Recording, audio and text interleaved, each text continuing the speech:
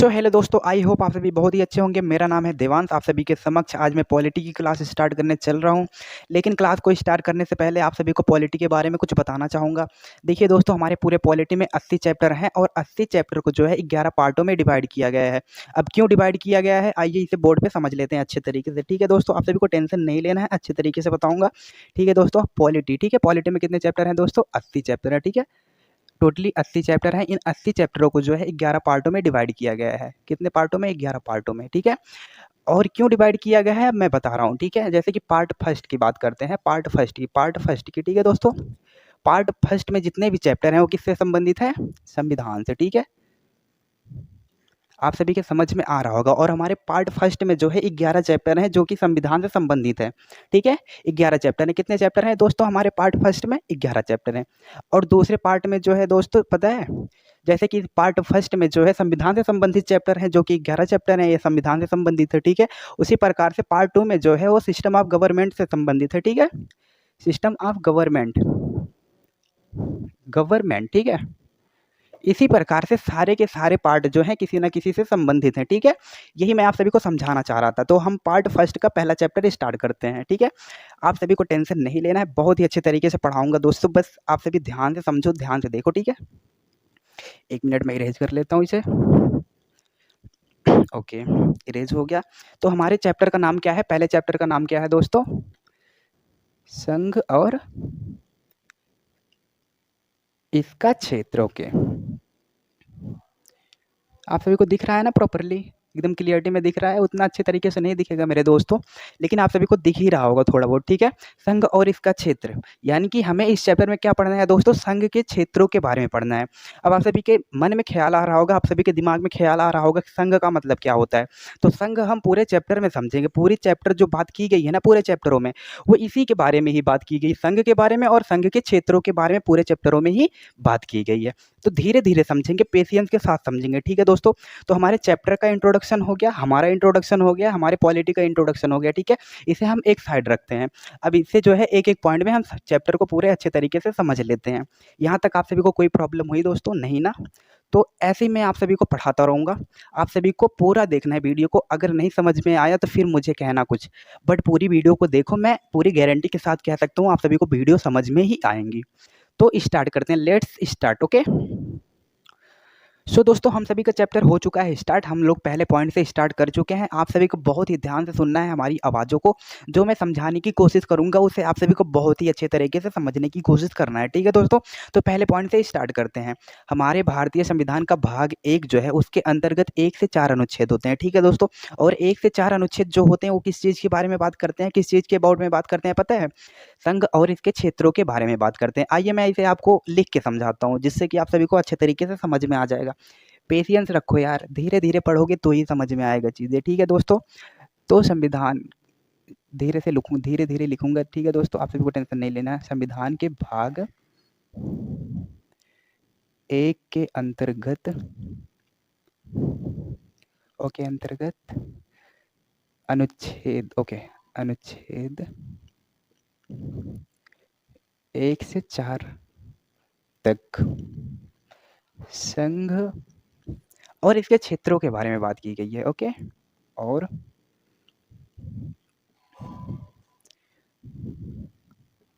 क्षेत्रों के बारे में बात की गई है, अबाउट में बात की गई है। ठीक है, बारे में बात की गई है, चर्चा की गई है, आप कुछ भी कह सकते हो, बात की गई है। ठीक है, अब ये बताइए आप सभी को पहला पॉइंट समझ में आया कि नहीं आया? यही कह रहा है भारतीय संविधान का एक भाग होता है, उसमें 1 से 4 अनुच्छेद होते हैं और वह किस चीज़ के बारे में बात करते हैं? संघ और इसके क्षेत्रों के बारे में, यानी कि संघ के क्षेत्रों के बारे में। पहला पॉइंट आप सभी को समझ में आ गया होगा, आई होप, मुझे ऐसा लगता है, मैं ऐसी उम्मीद करता हूँ आप सभी से। तो सेकंड पॉइंट की ओर बढ़ते हैं। ठीक है दोस्तों, हमारा सेकंड पॉइंट अनुच्छेद 1 की बात करेगा। ठीक है, और अनुच्छेद 1 में जो है आप सभी को समझ में आ जाएगा कि संघ क्या होता है। और पूरा चैप्टर जब हम सभी पढ़ लेंगे तो पूरे चैप्टर के बारे में आप सभी को बहुत ही अच्छे तरीके से समझ में आ जाएगा, क्या मुझे पढ़ना था और मैं क्या नहीं पढ़ पा रहा था। सारी चीज़ें आपको कन्फर्म हो जाएंगी। ठीक है, तो सेकेंड पॉइंट जो कह रहा है, आइए समझ लेते हैं। अनुच्छेद 1 की बात करेगा। ठीक है, ओ सॉरी, अनुच्छेद 1 में कहा गया है दोस्तों, गया है भारत राज्यों का संघ होगा।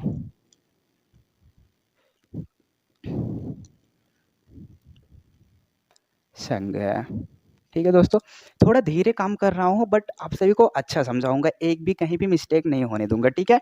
तो क्या लिखा हूँ, अनुच्छेद 1 में कहा गया है भारत राज्यों का संघ होगा। अब भारत राज्यों का समूह भी हो सकता था, भारत राज्यों का संघीय हो सकता था, बट ऐसा नहीं है। इसके पीछे के 2 कारण हैं। किसने बताए हैं 2 कारण? डॉक्टर बाबा साहेब अम्बेडकर ने इसके पीछे का 2 कारण बताए हैं, ठीक है? आइए उस दोनों कारण को हम लोग समझ लेते हैं। पहला कारण क्या था दोस्तों? ओके, भारत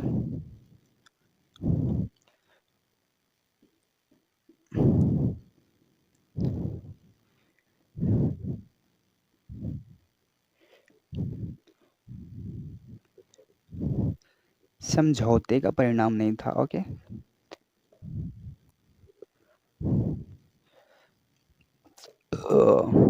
परिणाम नहीं था।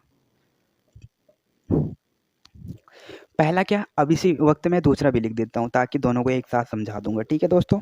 तो 1 मिनट, मुझे मार्कर चेंज करना होगा।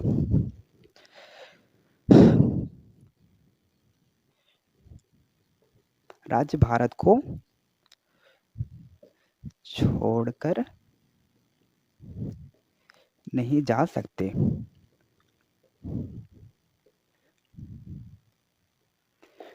देखिए दोस्तों, हमारे बाबा साहब अम्बेडकर ने जो 2 कारण बताए थे, हमने ये बोर्ड पे लिख दिया है। अब आप सभी को एक-एक कारण को अच्छे तरीके से समझा देता हूँ, ठीक है? पहला कारण क्या बताया था डॉक्टर बाबा साहब अम्बेडकर ने, पता है?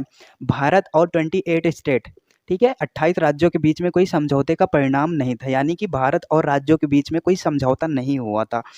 समझौते का मतलब आप सभी समझ रहे हो, इंग्लिश में इसे एग्रीमेंट कहते हैं। तो हमारे भारत और 28 राज्यों के बीच में कोई समझौता नहीं हुआ था। पहला कारण हो गया, ठीक है? और दूसरा कारण क्या है, राज्य, ठीक है? राज्य भारत को छोड़कर नहीं जा सकते हैं, कभी भी नहीं जा सकते हैं। ये दूसरा कारण हो गया, इसीलिए क्या कहते हैं, संघ कहते हैं। संघीय नहीं कहते हैं, समूह भी नहीं कहते हैं, इसीलिए हम संघ कहते हैं। यही 2 रीज़न हमारे डॉक्टर बाबा साहेब अम्बेडकर ने दिया था। आप सभी को समझ में आ गया होगा। तो हम लोग तीसरे पॉइंट की ओर बढ़ते हैं, ठीक है? तो इसको मुझे इरेज करना पड़ेगा, तो इरेज कर देता हूँ। आप सभी तब तक रिवाइज कर लीजिए मेरे दोस्तों। देखिए, पढ़ाई का मज़ा जब आपका पढ़ने का मन हो तभी आता है। अगर आपका पढ़ने का मन नहीं है, आप ज़बरदस्ती पढ़ रहे हो, ठीक है? फिर आपको मज़ा नहीं आने वाला है। बाकी आप जो पढ़ो उसे मन, तन, धन सब कुछ लगा के पढ़ो, ठीक है? जुनून के साथ पढ़ो, तो ही आपको सफलता मिलेगी, अन्यथा नहीं मिलने वाली, ठीक है दोस्तों? तो हमारे 2 पॉइंट हो गए क्लियर, हम तीसरे पॉइंट की ओर बढ़ते हैं, ठीक है? या व्यवस्था 2 बातों को स्पष्ट करता है।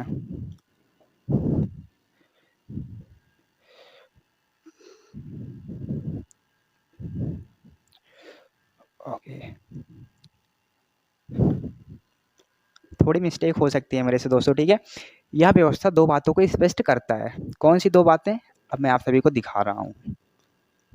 पहली बातें ऐसी हैं कि जो को देश के नाम से है, ठीक है? देश के नाम को लेकर के है।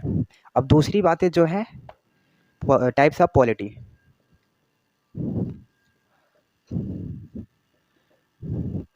सॉरी दोस्तों, मैं उसे हिंदी में नहीं लिख सकता क्योंकि मुझे उसकी स्पेलिंग आ नहीं रही थी, ठीक है? टाइप्स ऑफ पॉलिटी का मतलब होता है राज पद्धति का प्रकार, ठीक है? इसे हिंदी में बोलते हैं राज पद्धति का प्रकार। राज पद्धति का प्रकार आप सभी को समझ में आ गया होगा, आप सभी लिख लेना, ठीक है? इसका मतलब क्या होता है पता है दोस्तों? राजनीतिक बातें। और राजनीतिक बातें जो है हमारे पूरे चैप्टरों में की गई हैं, तो इसको हम अभी साइड में रखते हैं, ठीक है? देश के नाम के बारे में हम लोग आइए समझ लेते हैं। तो देश के बारे में हम यही समझ लेते हैं, ठीक है? तो पहले लिख दूँ या फिर समझा दूँ? तो मैं पहले आप सभी को समझा ही देता हूँ, ठीक है दोस्तों? जैसे हमारी संविधान सभा थी, हमारी संविधान सभा जो थी, जो नाम को लेकर के कोई एक रूपता नहीं थी हमारे संविधान सभा में। एक बार फिर से आप सभी को समझा रहा हूँ, हमारी जो संविधान सभा थी, उसमें कोई एक रूपता नहीं थी देश के नाम को लेकर के। कुछ लोग कह रहे थे कि हमारे देश का नाम भारत होना चाहिए और कुछ लोग कह रहे थे हमारे देश का नाम इंडिया होना चाहिए, ठीक है? इसीलिए जो हमारी संविधान सभा थी, दोनों के नाम का मिश्रण कर लिया, दोनों दोनों के नामों को अपना लिया। Bharat that is India, India that is Bharat. हमारे भारत की पहचान अब किन किन नामों से होती है? भारत के नामों से होती है और इंडिया के नामों से होती है। और तीसरा नाम कोई आप सभी को पता है तो बता देना। आजकल तो सभी हिंदुस्तान बोलते हैं, तो हिंदुस्तान हमारे पहले आर्टिकल में है ही नहीं, पहले अनुच्छेद में है ही नहीं, तो हमारे देश की पहचान जो होती है वो 2 नामों से होती है, भारत और इंडिया, हिंदुस्तान से नहीं होती है। आप सभी को कन्फ्यूजन में नहीं रहना है, तो आप सभी के सामने लिख ही देता हूँ, जिससे कि आप सभी को समझ में आ जाए मेरे प्रिय दोस्तों। सॉरी दोस्तों, मुझे ये मिटाना पड़ेगा, आप सभी नोट करते हुए चलिए ना साथ में। तीसरे पॉइंट की ओर हम लोग बढ़ रहे थे ना, तो ये तीसरा पॉइंट ही हमारा है। सॉरी दोस्तों, संविधान सभा में नाम को लेकर कोई एक रूपता का मतलब समझते हो? समान नहीं होना, घटा बढ़ी होना, ऊपर नीचे होना, कोई ये कहना वो कहना, अपनी बातों को इधर उधर हेर फेर करना, उसी को कहते हैं एक रूपता नहीं थी। एक रूपता नहीं थी उसे कहते हैं, ठीक है, कोई एक रूपता। ओ सॉरी यार,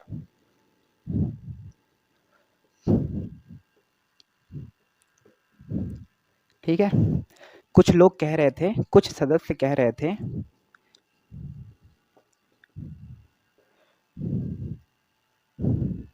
कुछ सदस्यों की सलाह, कुछ सदस्यों की सलाह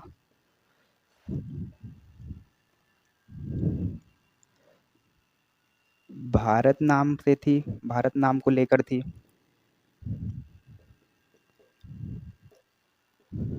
ओके, और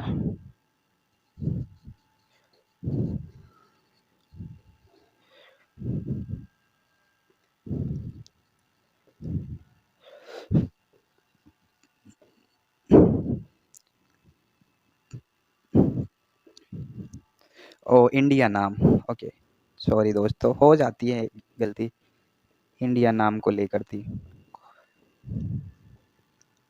लेकर थी। इसीलिए संविधान सभा ने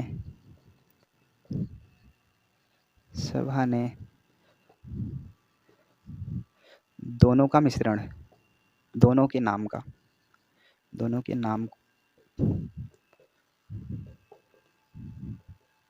मिश्रण कर लिया, यानी कि दोनों को नाम, दोनों के नामों को, दोनों के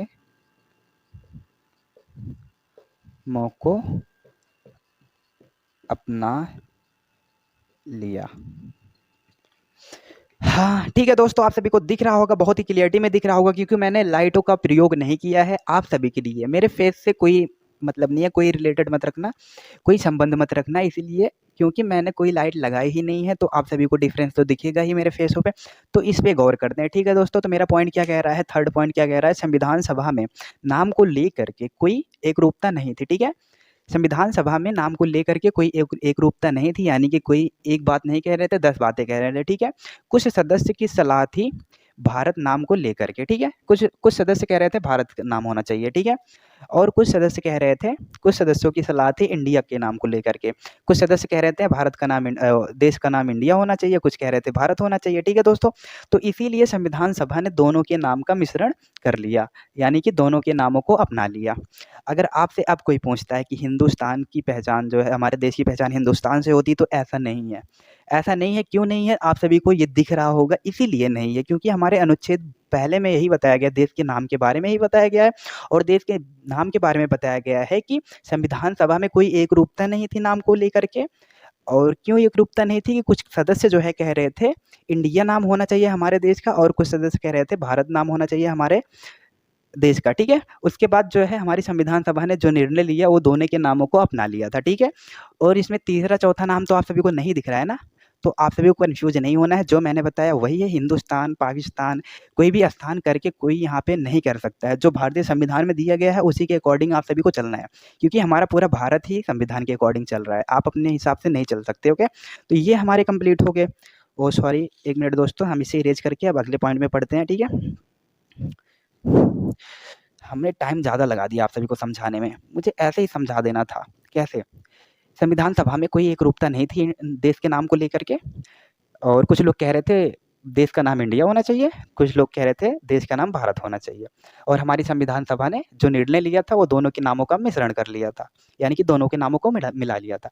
बस इतना ही बता कर के हमें शांतिपूर्वक बैठ जाना था, मुझे कुछ और समझाना था, लेकिन मैं इतना लेक्चर क्यों दिया ताकि आप सभी को समझ में आ सके। ओके, तो हम अपने चौथे पॉइंट की ओर बढ़ते हैं। तो चौथे पॉइंट में यही बताया गया है दोस्तों, पहले लिख ही देता हूँ फिर बताता हूँ। अनुच्छेद 1 के अनुसार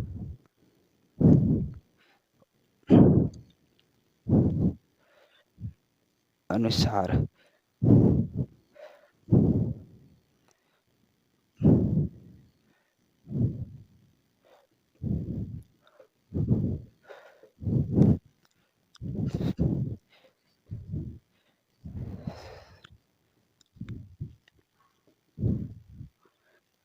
में बांटा गया है। सॉरी दोस्तों, श्रेणियों मुझे लग रहा है मैंने गलत लिखा है, बट कोई बात नहीं है, धीरे धीरे प्रैक्टिस होती रहेगी हमारी। श्रेणियों में बांटा गया है।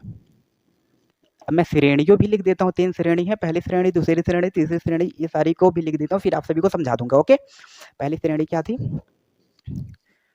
28 राज्यों की। ओके, और दूसरी श्रेणी क्या थी? 8 केंद्र शासित प्रदेशों की। शासित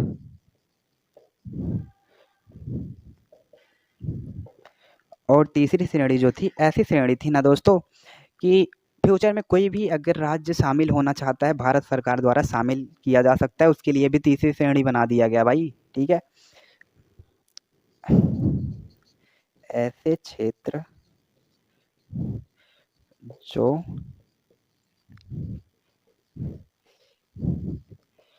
समय भारत सरकार द्वारा भारत में शामिल किए जा सकते हैं भविष्य में।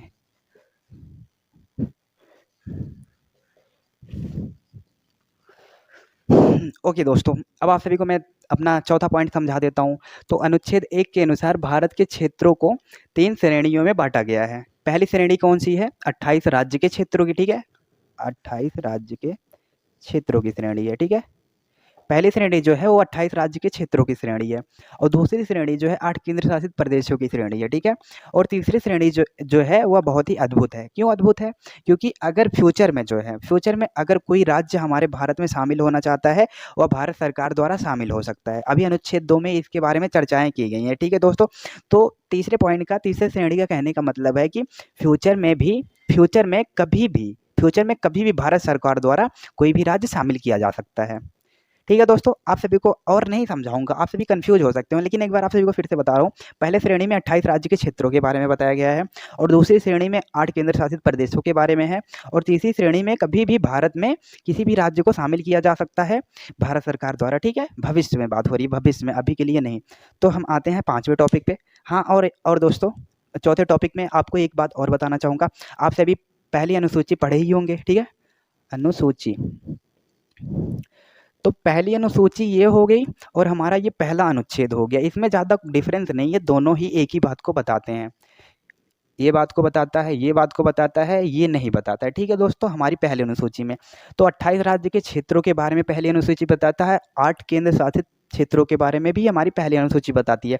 तो अनुच्छेद 1 हो गया जो, और हमारा अनुच्छेद 1 जो हो गया, और अनुसूची 1, ये दोनों एक ही बात को बताते हैं। आप सभी को कन्फ्यूज नहीं होना है, इसीलिए, क्योंकि मुझे कुछ समझाना नहीं पड़ा ना इसको समझाने के लिए, कि अनुच्छेद जो बातें करता है वो अनुसूची 1 भी करती है।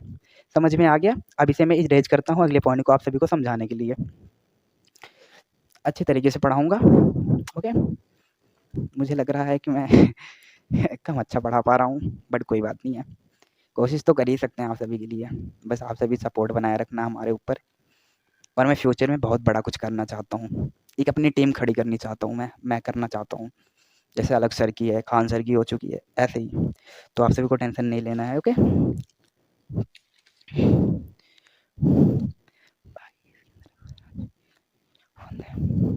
ठीक है दोस्तों,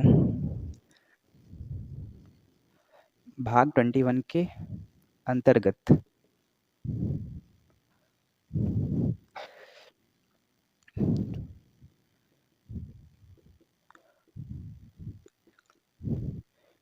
विशेष, मेरी राइटिंग थोड़ा सुधारनी पड़ेगी। विशेष,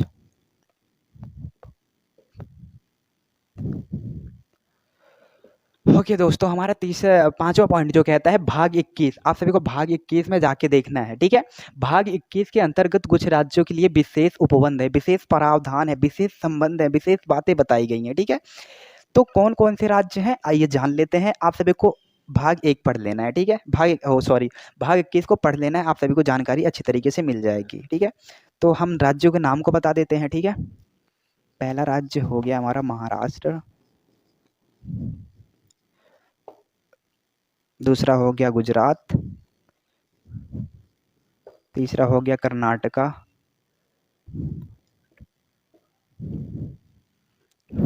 तीसरा होगा कर्नाटका, सॉरी दोस्तों मैं देख लेता हूँ, मुझे याद नहीं रहा है।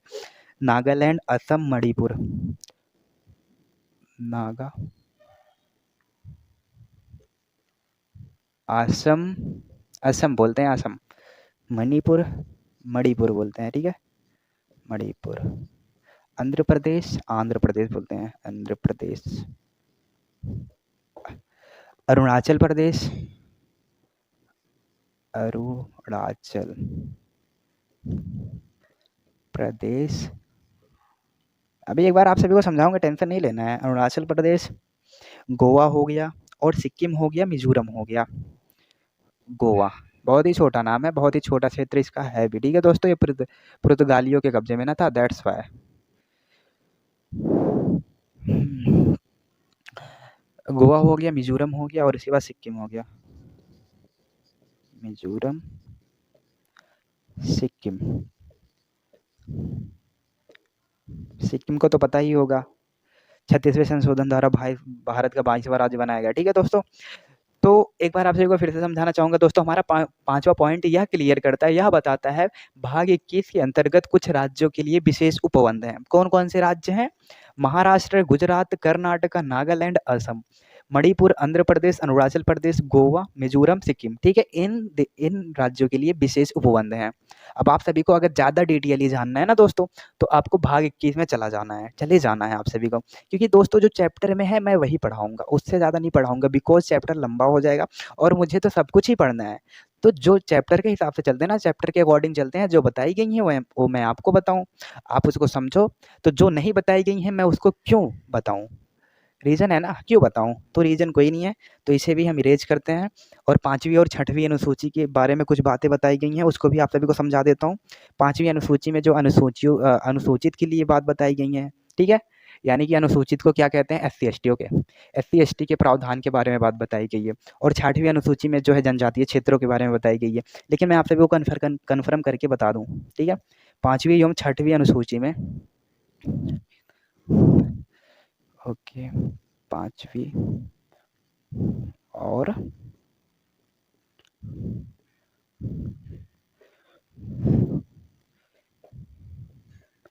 राज्यों के भीतर, ओके, राज्यों के भीतर अनुसूची, राज्यों के भीतर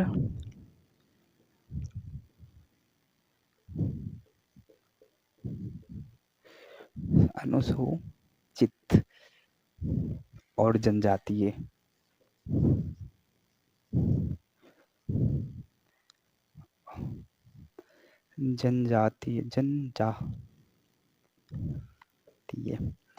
आप जनजातीय के बारे में 5वीं अनुसूची को पढ़े ही होंगे ना दोस्तों, मैं गलत नहीं कह रहा हूँ, सही कह रहा हूँ? हाँ ठीक है। 5वीं अनुसूची में गलत नहीं कहता मैं, क्षेत्रों के प्रशासन के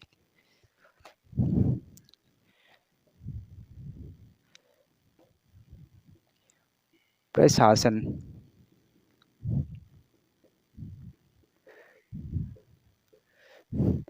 विशेष मतलब होता है स्पेशल, विशेष उपबंध का मतलब संबंध बताता है, ठीक है दोस्तों, उपबंध है। तो ज़्यादा कुछ नहीं बताना है मुझे इसमें, आप सभी को समझ में आ गया होगा, आप सभी को दिख ही रहा होगा ना दोस्तों, ठीक है। तो 5वीं अनुसूची में इनके बारे में है, ठीक है। ये 5वीं अनुसूची में अनुसूचित के बारे में, ठीक है। क्या बातें बताई गई है? प्रशासन के लिए विशेष उपबंध, ठीक है, विशेष उपबंध है। अनुसूचित, पांचवी अनुसूची की बात हो रही है। पांचवी अनुसूची में दोस्तों अनुसूचित जो है उनके प्रशासन के लिए विशेष उपबंध है। ये बातें क्लियर हो गई। और छठवीं अनुसूची में जो है वो जनजातीय क्षेत्रों के प्रशासन की बात की गई है, विशेष उपबंध है। ठीक है, आप सभी को समझ में आ गया कि नहीं समझ में आ गया? पांचवी अनुसूची में जो है अनुसूचित के लिए बताया गया है और छठवीं अनुसूची में जो है जनजातीय क्षेत्रों के लिए बताया गया है। क्या बताया गया है? प्रशासन के लिए विशेष उपबंध है। ठीक है, प्रशासन के लिए, प्रशासन आप सभी को पता होगा ना कि किसी काम को ऐसे करना है वैसे करना है, बहुत ही कड़ी शासन होती है। जहाँ जहाँ कड़ा शासन होता है वहाँ प्रशासन कहते हैं, जहाँ रूल और रेगुलेशन के हिसाब से काम होते हैं वहाँ प्रशासन होता है। ठीक है, तो आपको एक एक वर्ड आप सभी को समझाऊंगा तो मुझे प्रॉब्लम होगी ना, तो एक एक वर्ड मुझे नहीं समझाने की ज़रूरत है। आप सभी को इतना ही जानना है, पांचवी अनुसूची में अनुसूचित प्रशासन के लिए विशेष उपबंध है पांचवी अनुसूची में, और छठवीं अनुसूची में जनजातीय क्षेत्र को प्रशासन के लिए विशेष उपबंध है। क्यों मैं बता रहा हूँ? क्योंकि चैप्टर में मेंशन है वो, वरना मैं नहीं बताता। ये आपको अनुसूची में ही पढ़ने को मिलता है। पांचवी और छठवीं अनुसूची आपके लिए खत्म हो चुकी है। पहली अनुसूची और पांचवी और छठवीं अनुसूची तो खत्म हो चुकी है। ठीक है दोस्तों, तो आगे बढ़ते हैं ना, आगे बढ़ते हैं, जिससे हम जो है मिटा लेते हैं, इरेज कर लेते हैं। देखिए दोस्तों, पांचवी अनुसूची में जो है अनुसूचित, जानते हो अनुसूचित, अनुसूचित अनटचेबल SC STO के बारे में बात की गई है, उनके विशेष उपबंध के बारे में। आप सभी को कितना समझाऊं, कैसे समझाऊं, मुझे नहीं पता। और छठवीं अनुसूची में जनजातीय क्षेत्र, आप सभी को पता है, जनजातीय क्षेत्रों के बारे में बात की गई है, उन्हीं के लिए कुछ विशेष उपबंध हैं, उनके बारे में बात की गई है। ठीक है दोस्तों, पांचवी और छठवीं अनुसूची को इतना सिंपल है, क्यों नहीं समझ में आ रहा है? आप सभी को समझ में आना चाहिए। ठीक है दोस्तों, उल्लेखनीय है कि भारत, अब हमारा 6वां पॉइंट आता है। देखिए दोस्तों, हमारा वो कंप्लीट हो मतलब मेरा मार्कर जो है बहुत ही कम चलता है, पता नहीं क्यों। उल्लेखनीय है, पता नहीं मुझे इतना सब कुछ लिखना क्यों पड़ रहा है। उल्लेखनीय,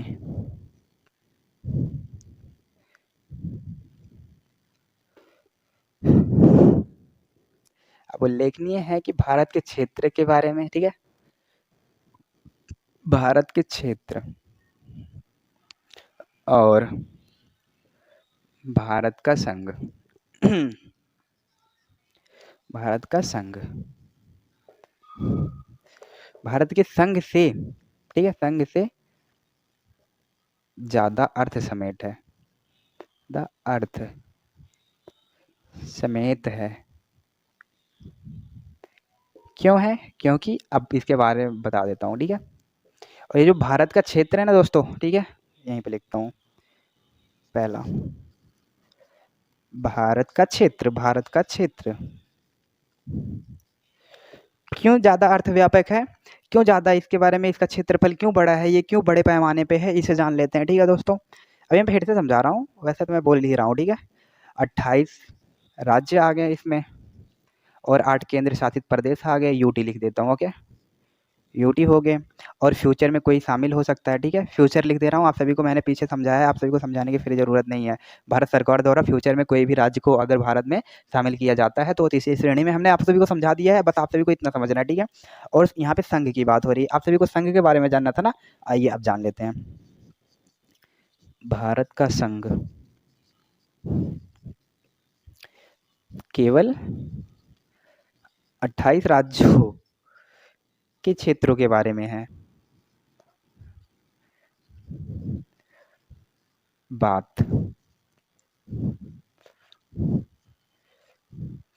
ओके, अब आप सभी को मैं समझा देता हूँ। ठीक है दोस्तों, हमारा जो 6वां पॉइंट है वो क्या बता रहा है? उल्लेखनीय, यानी कि विवरण बता रहा है। उल्लेखनीय है कि भारत के क्षेत्र और भारत का संघ, ये जो भारत के क्षेत्र हैं और भारत का संघ, भारत का क्षेत्र जो है भारत के संघ से ज़्यादा अर्थ समेत है। अब इसका मतलब क्या है कि भारत का क्षेत्र जो है वो बहुत बड़ा है, बहुत सर्वोच्च है, इससे सर्वोच्च है, संघ से सर्वोच्च है। भारत के संघ से सर्वोच्च है कौन? भारत के क्षेत्र। अब क्यों सर्वोच्च है, क्यों बड़ा है, क्यों ज़्यादा बाउंड्री में है, क्यों बड़े क्षेत्र में है भारत का क्षेत्र और भारत का संघ क्यों छोटा है, इसको जान लेते हैं। ठीक है, पहला भारत के क्षेत्र के बारे में जान लेते हैं। भारत के क्षेत्रों में 28 राज्य भी आते हैं और 8 यूनियन टेरिटोरी यानी कि 8 केंद्र शासित प्रदेश भी आते हैं, और फ्यूचर में कोई भी भारत सरकार द्वारा राज्य शामिल किया जाता है भारत में, वो भी आते हैं। और भारत के संघ में ऐसा कुछ भी नहीं है, सिर्फ भारत का संघ जो है वह केवल 28 राज्यों के बारे में बात करता है, ना कि और किसी चीज़ों के बारे में। तो आप सभी अनुमान लगाइए, आप सभी गेस करिए कि कौन बड़ा है, ये बड़ा है या फिर ये बड़ा है? भाई बताओ, इसमें तो 28 राज्यों के बारे में बात होगी, 8 केंद्र शासित प्रदेश के बारे में बात होगी और फ्यूचर में कोई अगर शामिल किया जा रहा है भारत सरकार द्वारा उसकी भी बात होगी। इसमें केवल 28 राज्यों के क्षेत्रों के बारे में है। दोस्तों आप सभी को वैसे ही आप सभी को दिख रहा होगा कि ये छोटा है, ये बड़ा है, तो ये ज़्यादा अर्थव्यापक है ना या कम अर्थव्यापक है? ये ज़्यादा अर्थ समेत है, ये कम अर्थ समेत है। अर्थ समेत का मतलब आप सभी को पता नहीं होगा। मतलब अर्थ समेत का मतलब हो जिसका ज़्यादा अर्थ हो, जो ज़्यादा बड़ा अर्थ में हो। और कम अर्थ समेत का मतलब जो अर्थ में कम हो, यानी कि विवरण में बहुत कम हो। अब एक-एक वर्ड की मीनिंग मैं नहीं बताऊँगा, ठीक है दोस्तों? तो आइए कुछ और समझ लेते हैं, जो कि हमारा लास्ट पॉइंट है और हमारा जो है कंप्लीट हो जाएगा अनुच्छेद फर्स्ट। अनुच्छेद सेकंड में हम लोग चल जाएँगे। फिर अनुच्छेद सेकंड को कंप्लीट करने के बाद हम लोग कहाँ चले जाएँगे? हम लोग चले जाएँगे अनुच्छेद थर्ड पे, ठीक है? तो हमारा अनुच्छेद फर्स्ट कंप्लीट होने वाला है, जिसमें कि एक पॉइंट बचा है। मैं आप सभी को उसको समझा देता हूँ अच्छे तरीके से। ठीक है, तो एक संप्रभु देश होने के नाते, संप्रभु देश होने के नाते, ठीक है दोस्तों, होने के नाते भारत जो है अंतरराष्ट्रीय कानूनों के तहत, कानून मतलब लॉ, ओके, कानूनों के तहत यानी कि कानूनों के अनुसार विदेशी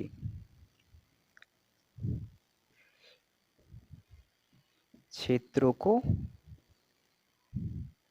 भारत में शामिल कर सकती है, सकता है, कुछ भी लिख दो, ओके, सकता है। अब आपसे कोई एक एग्जाम्पल दे देता हूँ, उदाहरण, ठीक है? उदाहरण कैसे ले सकता है, कैसे भारत में शामिल कर सकता है? आइए एक उदाहरण बता देता हूँ, ठीक है? एक क्या दो तीन बता देता हूँ। पहला, संधि के अनुसार। अब दूसरे की बात की जाए तो उपहार के तौर पर, उपहार यानी कि गिफ्ट के तौर पर किसी राज्य को हराकर, किसी क्षेत्र को हराकर, ठीक है? चौथा, जीत कर उस राज्य पर जीत हासिल करके,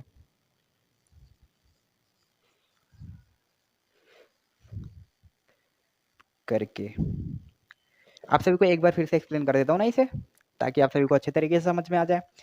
एक संप्रभु, आप सभी को संप्रभु शब्द कहाँ पे देखने को मिलेगा? प्रस्तावना में आप सभी को देखने को मिल जाएगा, ठीक है दोस्तों? भारतीय संविधान की प्रस्तावना जब आप पढ़ोगे उसी में आपको देखने को मिल जाएगा संप्रभु, और आप वहाँ पे संप्रभु अच्छे तरीके से पढ़ लेना। वैसे भी मैं आप सभी को संप्रभु का मतलब बता दूं तो संप्रभु मतलब कि आत्मनिर्भर रहते हो आप सभी, आप पे किसी का कंट्रोल नहीं रह सकता, ठीक है? आपकी मर्जी, आप कुछ भी कह सकते हो। संप्रभु मतलब यही होता है, ठीक है? तो एक संप्रभु देश होने के नाते भारत अंतरराष्ट्रीय कानूनों के तहत विदेशी क्षेत्रों को भारत में शामिल कर सकता है। यहाँ तक समझ में आ गया आप सभी को? ठीक है, उदाहरण के लिए आप सभी को समझा सकता हूँ किन किन के अनुसार, ठीक है? तो संधि के अनुसार कर सकता है, उपहार के तौर पर ले सकता, किसी देश को ले सकता है यानी कि शामिल कर सकता है भारत में, किसी देश को हराकर, किसी क्षेत्र को हराकर, किसी राज्य को हराकर जो है भारत में शामिल कर सकता है, ठीक है? जीत हासिल कर किसी राज्य पर, किसी क्षेत्र पर जीत हासिल करके उसे अपने भारत में शामिल कर सकता है। ये आप सभी को समझ में आ गया। आइए मैं एक एग्जांपल और देना चाहूँगा। देखिए दोस्तों, आप सभी को एग्जांपल देना चाहता हूँ कि किन-किन क्षेत्रों को हमारे भारत में शामिल किया गया है और कब शामिल किया गया है, ठीक है दोस्तों? तो पहला सिक्किम हो गया। सिक्किम दिख रहा होगा आप सभी को, ठीक है दोस्तों? पहला सिक्किम हो गया, दूसरा गोवा हो गया, तीसरा जो हो गया हमारा दमन दीव हो गया, ठीक है दोस्तों? आप सभी को इतने में अच्छा लग रहा होगा, आप सभी को इतना समझ में आ ही गया होगा। आप सभी को एग्जाम्पल इसलिए दिया कि आप सभी को समझ में आ जाए। ये कब किए गए हैं? संविधान लागू होने के बाद, ठीक है? संविधान लागू होने के बाद इन क्षेत्रों को जो है भारत में शामिल किया गया है। आप सभी को प्रूफ भी दिखा दिया, शामिल किया गया है तो शामिल किया गया है, ठीक है दोस्तों? आप सभी को समझ में आ गया होगा। एक बार आप सभी को एक सीक्वेंस वाइज़ आप सभी को बताना चाहूँगा। हमारा जो भारत है एक संप्रभु देश है, एक संप्रभु देश होने के नाते भारत अंतरराष्ट्रीय कानूनों के तहत, ठीक है दोस्तों, विदेशी क्षेत्रों को भारत में शामिल कर सकता है, उनको अधिकार है, ठीक है? और उदाहरण के लिए आप सभी को मैंने बताया कि कैसे शामिल कर सकता है, क्या-क्या अनुसार, किस चीज़ के अनुसार वो शामिल कर सकता है, संधि के अनुसार शामिल कर सकता है, ठीक है।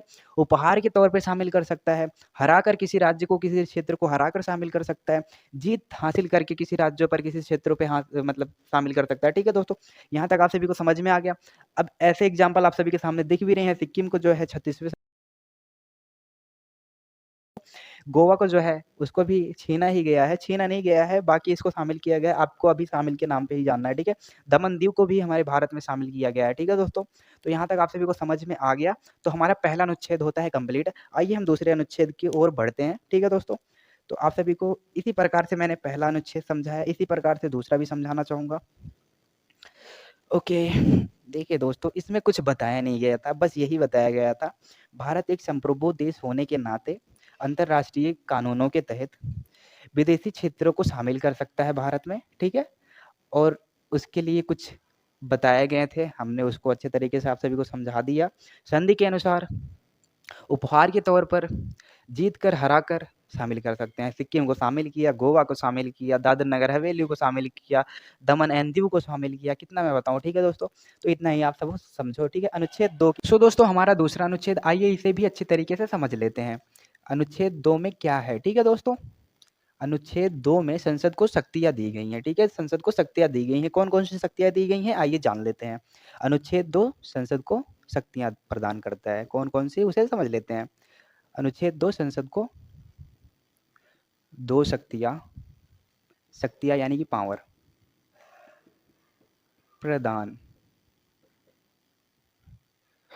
करता है। प्रदान का मतलब देता है, ठीक है, प्रदान करता है। ओके, पहली शक्ति हो गई राज्यों को भारत के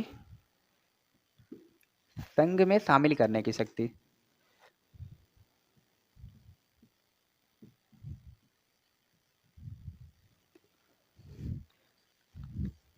शक्ति।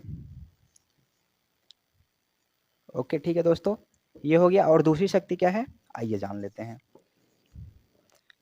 नए राज्यों की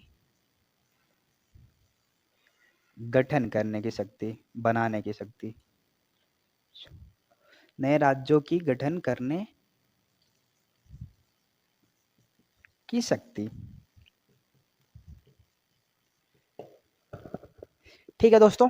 तो अनुच्छेद 2 में क्या बताया गया है, अनुच्छेद 2 जो है संसद को दो शक्तियां प्रदान करता है। अनुच्छेद 2 जो है संसद को दो शक्तियां देता है। अब कौन कौन सी शक्तियां देता है, आइए जान लेते हैं।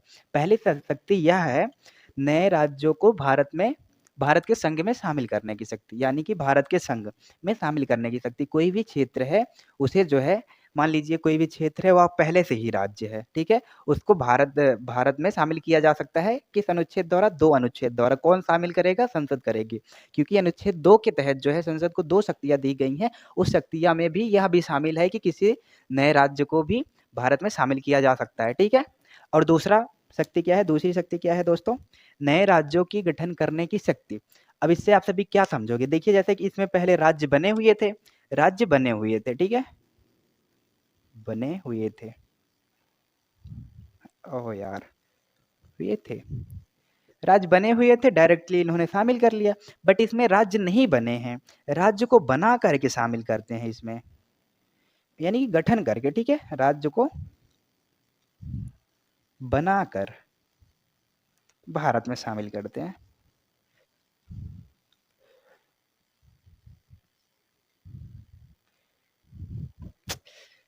शामिल, ठीक है दोस्तों। तो दूसरी शक्तियां जो है वो आप सभी को समझ में आई। एक बार मैं आप सभी को फिर से समझा रहा हूँ। नए राज्यों की गठन करने की शक्ति, नए राज्यों की गठन करने की शक्ति, यानी कि कोई भी स्टेट है, मतलब कोई भी क्षेत्र है, वह राज्य नहीं है, उसको पहले भारत सरकार एक राज्य बनाएगी, उसके बाद शामिल किया जाएगा, ठीक है। अगर वह राज्य नहीं है, उसे बना करके फिर शामिल करेंगे। यही दो शक्ति बताई गई थी कि अगर कोई राज्य है, वह पहले से ही राज्य है, उसे भी शामिल किया जा सकता है। अगर कोई क्षेत्र है, उसे राज्य बना करके भी भारत में शामिल किया जा सकता है। तो अनुच्छेद 2 में यही बताया गया था। अनुच्छेद 2 संसद को दो शक्तियां देता है। पहले कोई राज्य बना हुआ है, उसे शामिल कर लेंगी भारत सरकार द्वारा और संसद द्वारा, ठीक है। और कोई राज्य बना नहीं है, कोई क्षेत्र है, ऐसा मैदान है, उसको राज्य बना करके फिर भारत में शामिल कर लेंगे। 2 शक्तियाँ हो गई ना। अब इसे बार-बार जो है धाए-धाए मैं रिपीट नहीं करूँगा, अगेन मैं बोलूँगा नहीं, ठीक है दोस्तों? तो आई होप आप सभी को पहला अनुच्छेद और दूसरा अनुच्छेद बहुत ही अच्छी तरीके से समझ में आ गया होगा।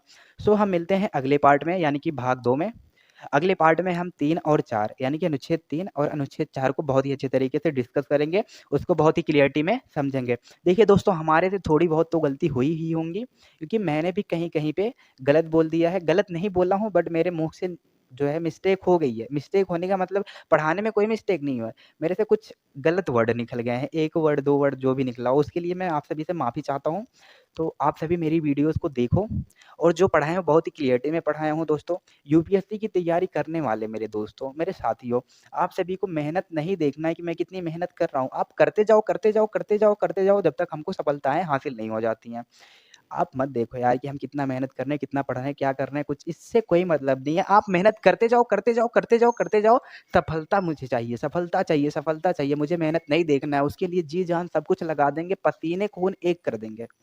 ठीक है दोस्तों, तो मिलते हैं भाग 2 में, और 3 और 4 अनुच्छेद को बहुत ही अच्छे तरीके से पढ़ेंगे। अभी तो हम सभी को बहुत सारी चीज़ें पढ़ना है पार्ट मतलब चैप्टर 1 में। आधी चीज़ें तो हमने कंप्लीट कर लिया, 1 घंटे का लेक्चर हो गया, 2 घंटे में हमारा पूरा चैप्टर कंप्लीट हो जाएगा फर्स्ट। तो मैं फिर से इसको रिपीट करके बनाना चाहूँगा, क्योंकि मैं अभी थोड़ा उतना एक्सपीरियंसेबल नहीं हूँ, यानी कि उतना तजुर्बे वाला नहीं हूँ कि आप सभी को बहुत ही अच्छे तरीके से समझा सकूँगा। लेकिन जितना भी समझाया हूँ दोस्तों, आप सभी इसको एक्सेप्ट करना, ठीक है? स्वीकार करना, जो भी पढ़ाया हूँ, अच्छा पढ़ाया हूँ, दिल से पढ़ाया हूँ आप सभी के लिए।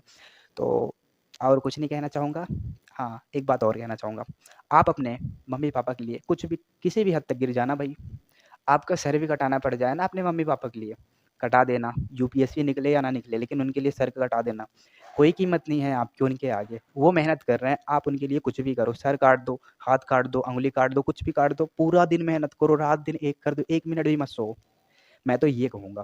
लेकिन मम्मी-पापा के लिए कुछ भी करो, कुछ भी हर एक चीज़ करना है। तो मोटिवेशन ये होना चाहिए कि मम्मी-पापा के लिए कुछ कर दिखाएँगे, उनके लिए पूरी दुनिया खरीदेंगे, ठीक है? तो मिलते हैं यार हम लोग पार्ट 2 में। तो तब तक के लिए बाय-बाय। कल हम स्टार्ट करेंगे पार्ट 2 को। जय भीम, जय भारत, जय संविधान।